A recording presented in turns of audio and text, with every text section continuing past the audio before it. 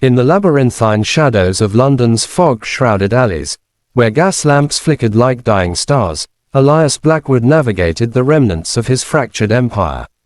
At 47, he was a widower sculpted by sorrow's chisel, tall and broad-shouldered, with raven hair silvered at the temples and eyes the deep indigo of midnight seas, haunted by ghosts no fortune could exorcise.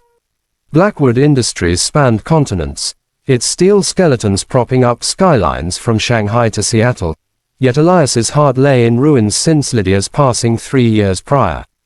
Ovarian cancer had claimed her swiftly, leaving their 10-year-old daughter, alone, a porcelain sprite with her mother's golden curls and a laughter that pierced his armor like sunlight through storm clouds.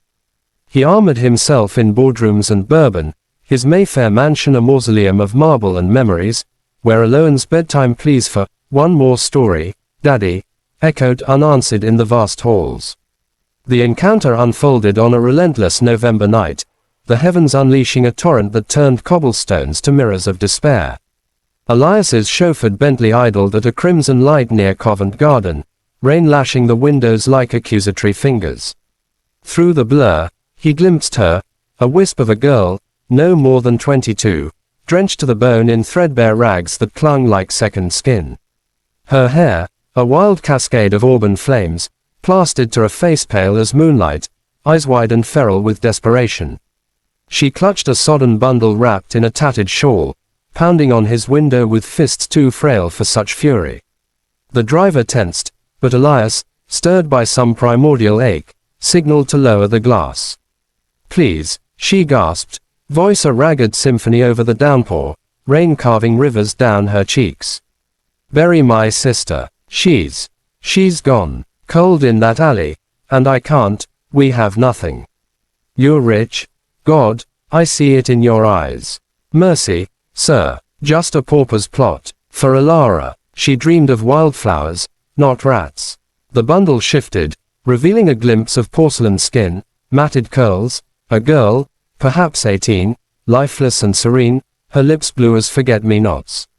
The street girl's plea cracked the night, raw and unadorned, a dirge for the forsaken.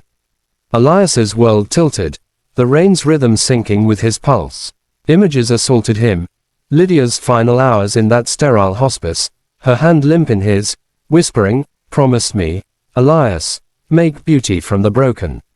Alone's tear-streaked face at the graveside, clutching a posy of daisies. He could write a check, effortless as breathing, vanishing her from his periphery. But those eyes, storm gray and unyielding, held a mirror to his own veiled torment. "Get in," he said, voice gravel over silk, flinging the door wide. The driver protested, but Elias's glare silenced him. Both of them. She hesitated, feral caution warring with collapse, then scrambled inside, cradling Alara's form across her lap like a sacred relic. The Bentley purred onward. The girl, Serenity Vale, she murmured, Seren for short, shivering in silence, her gaze fixed on the bundled form. Elias shed his cashmere coat, draping it over them both, the wool absorbing the deluge. "Why me?" he asked, the question a bridge over the chasm. A Bentley in the rain isn't invisible. Seren's laugh was a brittle shard. Fate's cruel jest. Alara and I, we fled the moors 2 years back. Dar's fists, Mars gin, better streets than that hell. She was the dreamer, sketching fairies in the frost. Tuberculosis took her last dawn, coughing blood like rose petals. I begged the parish, the shelters, nothing but locked doors.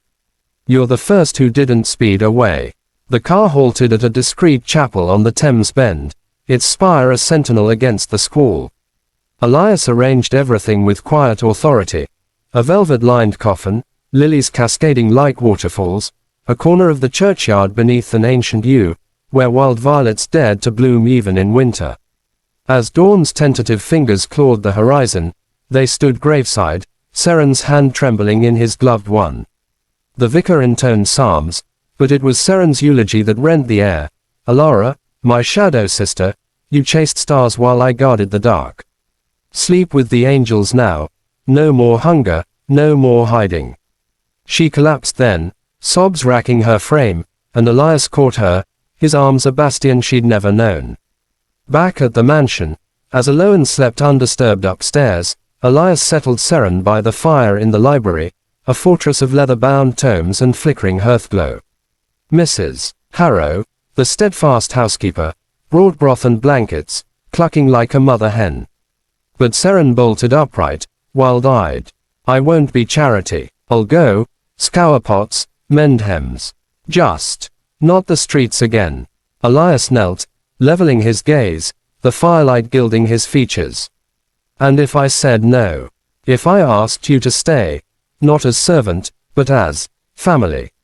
Aloan needs a light in her days, someone to braid daisies and chase fireflies.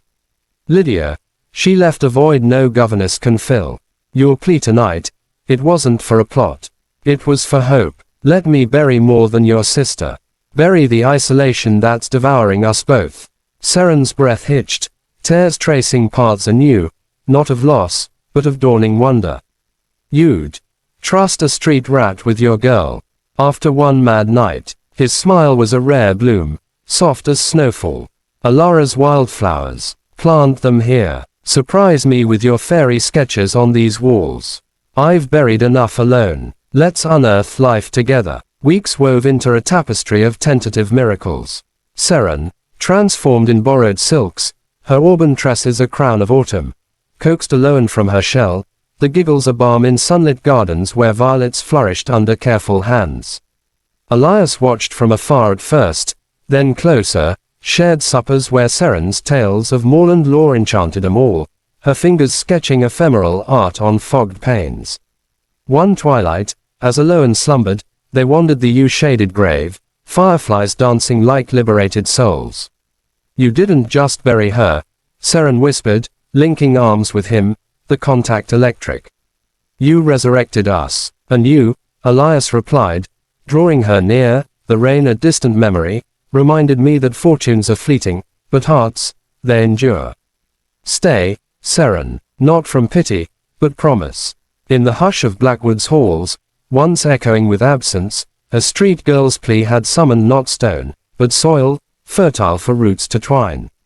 Elias, the widowed Titan, discovered that true wealth lay not in vaults, but in the vulnerable bloom of chosen kin.